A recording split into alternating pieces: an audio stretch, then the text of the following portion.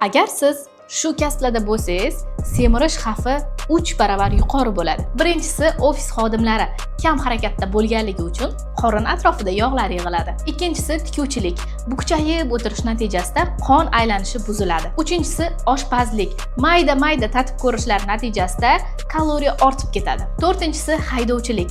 Ularni kam harakat va fast foodlar semirtiradi. Beshinchisi, o'qituvchilik. Juda ham ko'p stress bo'lganligi hisobiga kortizol darajasi oshib, tanada yog' yig'ilishi boshlaydi. Oltinchisi, smenada ishlaydigan shifokorlar, chunki ular tunda uxlamasligi ochlik va to'qlik gormonlari izdan chiqishiga sabab bo'ladi.